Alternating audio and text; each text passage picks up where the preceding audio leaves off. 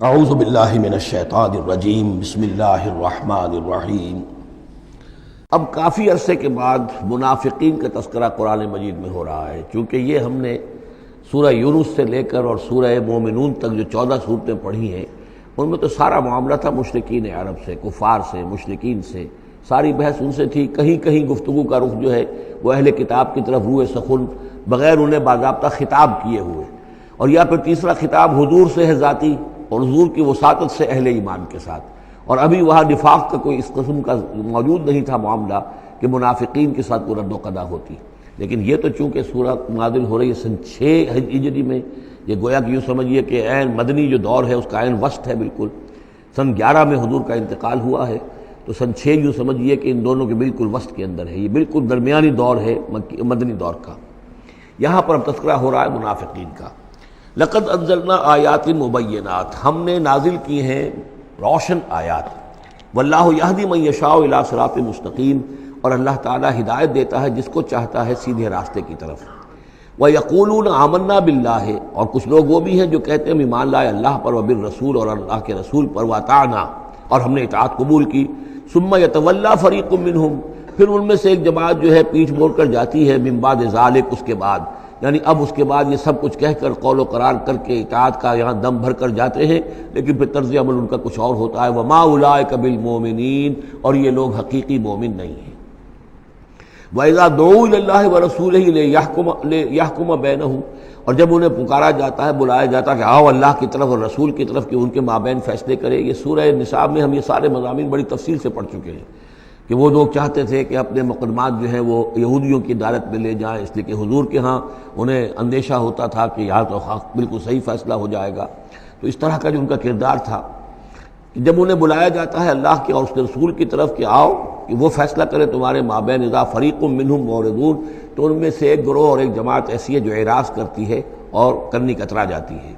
وَإِن يَكُن لَهُمُ الْحَقُّ يَأْتُوا إِلَيْهِ مُذْعِنِينَ، اور اگر ان کو معلوم ہو کہ حق ہمارے ساتھ ہے، یعنی ہم حق پر ہیں اس مقدمے میں، تو پھر وہ آتے ہیں بڑا یقین کا اظہار کرتے ہوئے، اذعان کے ساتھ اور یقین کے ساتھ اور اپنے ایمان کا اظہار کرتے ہوئے، کیونکہ انہیں یقین ہے کہ ہمارا کیس سچا ہے اور حضور کی عدالت میں ہم جائیں گے تو ہمارے حق میں فیصلہ ہو جائے گا، تو اب کوئی رکاوٹ نہیں۔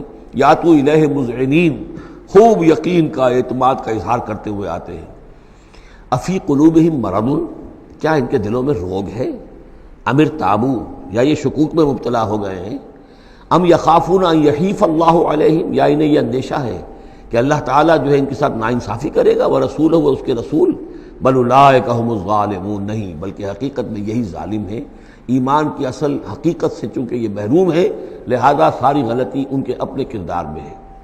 انما کان قول المؤمنین اذا دعوا الی اللہ ورسولہ لیحکم بینہم، جو حقیقی مومن ہوتے ہیں ان کو تو جب بلایا جاتا ہے اللہ کی طرف اور اس کے رسول کی طرف کہ وہ فیصلہ کرے ان کے مابین، تو ان کا قول تو یہی ہوتا ہے ان یقولوا سمعنا واطعنا، کہ وہ کہتے ہیں کہ ہم نے سنا اور ہم نے مانا، ہم حاضر ہیں، جو بھی فیصلہ محمد رسول اللہ کا ہوگا ہم اسے بصر و چشم تسلیم کریں گے۔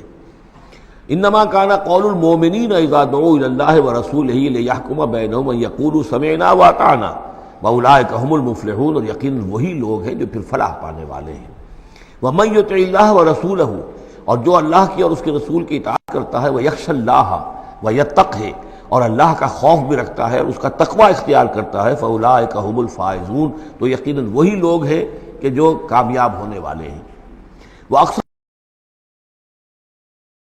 کہتے ہیں، اللہ تعالیٰ کی قسمیں کھاتے ہیں اپنی امکانی حد تک، لئن امرتہم، اے نبی اگر آپ حکم دیں گے، لَيَخْرُجُنَّ، تو وہ لازماً نکل جائیں گے۔ آپ حکم دے دیا، میں ہم حاضر ہیں، ویسے میری یہ مجبوری ہے، یہ میری تکلیف ہے، یہ مسئلہ ہے، ویسے آپ حکم دیں گے اگر، تو میں بالکل حاضر ہوں۔ یہ آپ کو اب بھی معلوم ہوگا کہ ہماری جماعتی زندگیوں کے اندر یہ مسئلہ ہوتا ہے کہ کوئی امیر ہے، اس نے ایک بات کہی ہے، کھل کر اس نے کہہ دیا ہے کہ میں یہ چاہتا ہوں کہ معاملہ اس طرح کیا جائے۔ اب کچھ لوگ کرنے کتراتے ہیں، اچھا جی اگر آپ حکم دیں گے تو میں کروں گا۔ لیکن یہ کیا بات ہے؟ جب وہ امیر ہے آپ کا اور وہ بات کہہ رہا ہے تو اس کی بات کو آپ حکم کیوں نہیں سمجھ رہے؟ اسی طریقے سے حضور صلی اللہ علیہ وسلم نے جب فرما دیا ہے کہ نکلنا ہے، اب دشمن کے مقابلے کے لیے نکلو، اب وہ آپ چاہتے ہیں پی کال کر کے حضور ایک ایک کی خوشامد کریں کہ آئیے آپ ضرور نکلیے، خدا کے لیے ضرور چلیے، یہ حضور کرنے والے نہیں ہیں۔ وَأَقْسَمُوا بِاللَّهِ جَهْدَ أَيْمَانِهِمْ، اور یہ اللہ کی قسمیں کھا کھا کر کہتے ہیں اپنی امکانی حد تک، لئن أَمَرْتَهُمْ، اے نبی آپ کا حکم ہوگا تو میں حاضر ہوں، لَيَخْرُجُنَّ، ہم ضرور نکلیں گے۔ قُلْ لَا تُقْسِمُوا، اے نبی ان سے کہیے تم قسمیں مت کھاؤ، طاعۃ معروفہ، معروف طریقے پر اطاعت اختیار کرو۔ تم نے اعلان کیا ہے کہ تم مجھ پر ایمان لائے ہو، تم نے اعلان کیا ہے کہ تم مجھے اللہ کا رسول سمجھتے ہو، اب جو میں کہہ رہا ہوں اسے قبول کرو، اختیار کرو۔ یہ کیا ہے کہ میں کسی کو ایک ایک کو علیحدہ علیحدہ حکم دوں؟ ان اللہ خبیر بما تعملون، یقیناً جو کچھ تم کر رہے ہو اللہ اس سے باخبر ہے۔ قل اطیعوا اللہ واطیعوا الرسول، اے نبی کہہ دیجئے۔ اب دیکھیے نوٹ کر لیجئے، سورہ نساء میں میں نے تفصیل سے آپ کو بیان کیا تھا کہ منافقین پر تین ہی چیزیں بھاری تھیں۔ نمبر ایک، حضور کی شخصی اطاعت کرنا۔ نمبر دو، جہاد اور قتال کے لیے نکلنا۔ نمبر تین، ہجرت۔ تین ایشوز کے اوپر بڑی تفصیل سے وہاں گفتگو ہو چکی ہے۔ یہاں اطاعت رسول کو جو ہے، جو پہلا مضمون تھا سورہ نساء میں، اسی کو زیادہ موقت کیا جا رہا ہے۔ قل اطیعوا اللہ واطیعوا الرسول، کہیے ان سے اطاعت کرو اللہ کی، اطاعت کرو اس کے رسول کی صلی اللہ علیہ وسلم۔ فإن تولوا، پھر اگر یہ پیٹھ موڑ لے، اگر تم منہ پھیرو گے، اگر منہ موڑ لو گے، فإنما علیہ ما حمل، تو سن لو ہمارے نبی پر ذمہ داری ہے اس کام کی جو ہم نے ان پر ڈالا ہے۔ وعلیکم ما حملتم، اور تم سے باز پرس ہوگی اس کی جو تمہارے اوپر ڈالا گیا ہے۔